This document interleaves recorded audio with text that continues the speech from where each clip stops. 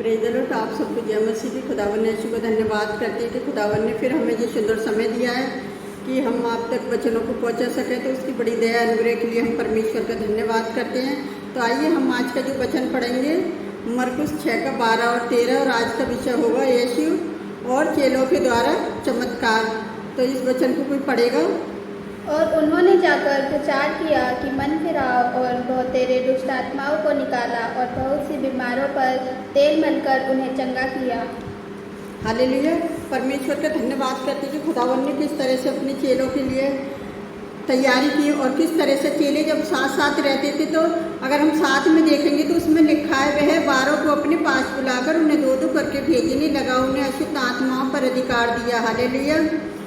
और 9 में देखेंगे तो लिखा है उसमें परंतु जूतियाँ पहनो और 2-2 कुर्ते ना पहनो, और उनसे कहा जहाँ कहीं तुम किसी घर में उतरो तो जब तक वहाँ से विदा ना हो तब तक ही उसी में ठहरे रहो। हालेलुया।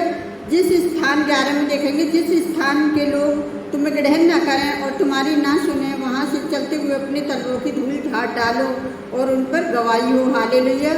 तो जहाँ परमेश्वर के लोग हैं कि मतलब जो लोग परमेश्वर के लोगों को ग्रहण कर रहे हैं, वो कह रहा है कि जिसने तुम्हें ग्रहण किया उसने मुझे ग्रहण किया। और चेलों ने क्या करा, जाकर उन्होंने जाकर प्रचार किया और मन फिराव और बहुतेरी दुष्ट आत्माओं को निकाला और वहाँ के बहुत से बीमारों को चंगा किया, क्योंकि परमेश्वर की सामर्थ्य उनके साथ काम कर रही थी। हालेलुया। तो हम प्रभु यीशु का धन्यवाद करते हैं कि किस तरह से यीशु मसीह ने अपने चेलों के द्वारा अद्भुत चमत्कार किए। चेलों ने बाहर निकले और तभी उन्होंने वैसा ही किया जैसे मसीह ने किया। तो उन्होंने प्रचार किया, लोगों को पछतावा करना चाहिए। देखिए मरकुस पहले का 15 में कुछ हम टिप्पणियों में देखेंगे।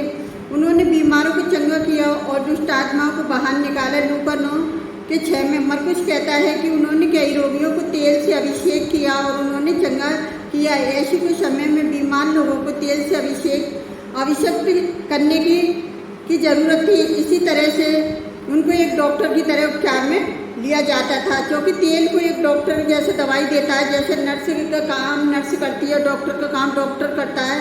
इसी तरह से क्या हुआ था कि ये तेल का जो अभिषेक था, और क्या हो रहा है कि ये तेल जो है परमेश्वर के वचन के द्वारा लोगों को चंगाई मिल रही है। और कई लोग पूछते थे कि आज मसीह के चेलों के पास बीमारों को चंगा करने, दुष्ट आत्माओं को निकालने की बेस्ट शक्ति क्यों नहीं है।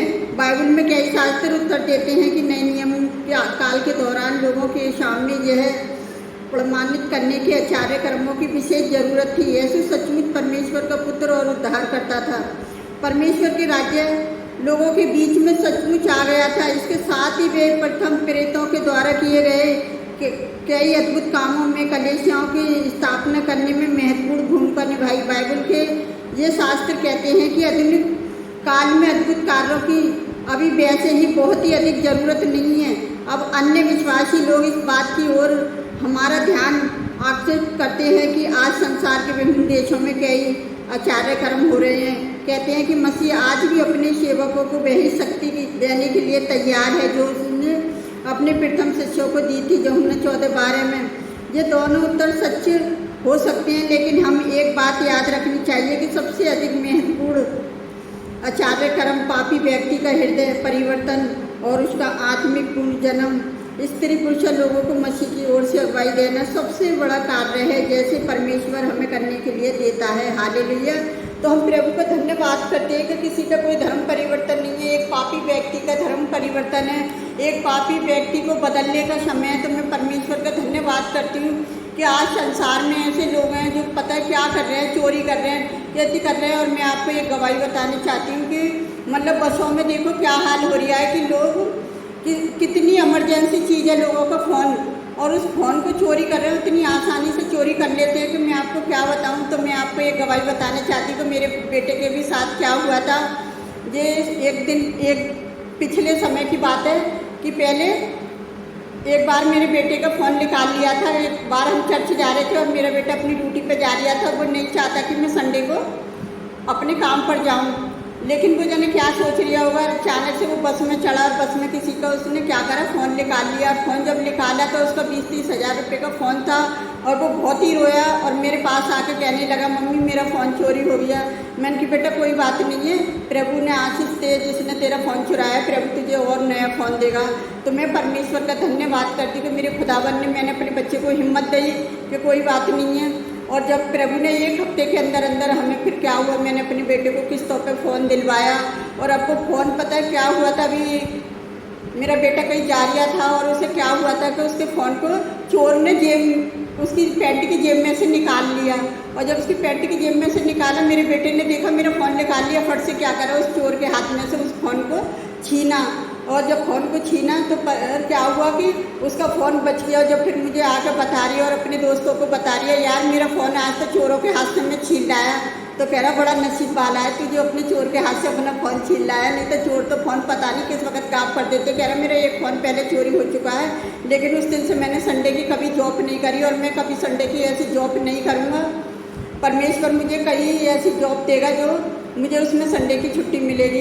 तो मैं परमेश्वर का धन्यवाद करती हूँ। कुछ दोस्त उसके हंसी बना रहे थे, अगले दिन ही क्या हुआ कि उसके दोस्त का भी फ़ोन चोरी हो गया और उसका दोस्त भी इतना उदास हुआ, इतना रो रहा कि पता है किस तरह से चोर चोरी करके एक दूसरे का फ़ोन चुरा लेते हैं।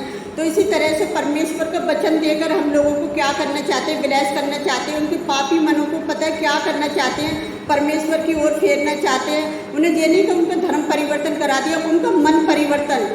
हर एक पापी व्यक्ति का परमेश्वर ने कहिए मन फिराओ और लौट आओ स्वर्ग का राज्य ऐसा कहिए। तो परमेश्वर के दास दासी इसीलिए लोगों को क्या कर रहे हैं, उनका मन परिवर्तन करने के लिए, उनका हृदय परिवर्तन करने के लिए उनको आज ऐसे लोगों को ज़रूरत है जो मेरे बेटे जैसे का फ़ोन चुरा रहे हैं, दूसरे लोगों का फ़ोन चोरी कर रहे हैं और पता नहीं क्या क्या चोरी कर रहे हैं और धन दौलत के चक्कर में एक दूसरे का खून खराब भी कर रहे हैं। तो मैं नहीं चाहती कि हम ये वचन हमारा ऐसे लोगों तक नहीं पहुँचे। मैं चाहती हूँ कि ज़्यादा से ज़्यादा लोगों तक जो हमारा वचन प्रचार हो और ऐसे लोग सुधर जाएं। तो मैं परमेश्वर का धन्यवाद करती हूँ छोटी सी गवाही के लिए। और प्रभु ने जो बड़ा आशीष किया, मेरे बेटे को ब्लेस किया और मेरा बेटा बहुत खुश है कि उसका फ़ोन चोरी से बच गया। तो मैं चाहती हूँ किसी भी बेटी का, किसी भी बेटे का कोई फ़ोन चोरी ना हो और एक दूसरे के लिए प्रार्थना करें कि परमेश्वर ऐसी चोरों से लोगों को बचाए। हालेलुया। तो परमेश्वर का धन्यवाद हो सारी आशीषों के लिए। आइए हम आप सबके लिए प्रार्थना करते हैं, आप भी हमारे साथ मिलकर प्रार्थना करें। Hallelujah hallelujah. धन्यवाद धन्यवाद राजाओं के राजा, प्रभुओं के प्रभु, आपका धन्यवाद करते हैं खुदावन। आप किसी का हृदय पर धर्म परिवर्तन नहीं, हृदय परिवर्तन करने के लिए आए पिता। और हमारे लिए आपने कोड़े खाए कि हम आपके कोड़े खाने से चंगे हो जाएं, लोग आपके कोड़े खाने से चंगे हो जाएं, आपके लहू के द्वारा शिफा पाए। तो पिता आपकी सूली की मौत से वो जीवन पाएँ और आपके तीसरे दिन मुर्दों में से जी उठना उनके लिए एक आशीष बन जाए, वो एक बहुतायत का जीवन पाएँ। मेरे जवाब परमेश्वर, मैं आज ऐसे लोगों के लिए प्रार्थना कर रही हूँ जो बसों में चोरी कर रहे हैं, जो घरों में चोरी कर रहे हैं। प्यारे जवाब परमेश्वर, वो अपने हाथों को रोकें प्यारे जवाब परमेश्वर, और वो अपने आपके बचनों की ओर मन फिराएं मेरे पिता मेरे परमेश्वर जोबा। और मैं उन सब के लिए भी प्रार्थना करती हूँ पिता। आज जाने कितने लोग बेरोजगार हैं, आप उन्हें रोजगार देकर आशीषित करें पिता। जाने कितने लोग ऑफिस दफ्तरों में काम करते हैं, खुदावन आप उनकी भी सहायता मदद करें पिता काम करने में पिता। कितने लोग फैक्ट्रियों में काम करते हैं, मजदूर हैं, मिस्त्री हैं पिता, उन सब के लिए भी मैं प्रार्थना करती हूँ पिता। आप उनकी भी सहायता मदद करें पिता। और मैं खुदावन आपसे उन सब के लिए भी प्रार्थना करती हूँ जो डॉक्टर हैं, नर्स हैं पिता। आप उन्हें स्टाफों के लिए भी प्रार्थना करती हूँ खुदावन जो सब मिलकर काम करते हैं पिता। आप उनकी भी सहायता उनकी मदद करें पिता। जितने लोग सफ़र में होते हैं आप उनकी भी सहायता उनकी मदद करें पिता। मैं देश विदेश सब के लिए, सब लोगों के लिए प्रार्थना करती हूँ, विश्वासी लोगों के लिए जो एक दूसरे के लिए प्रार्थना करते हैं। खुदावन आप सबकी प्रार्थनाओं को सुने।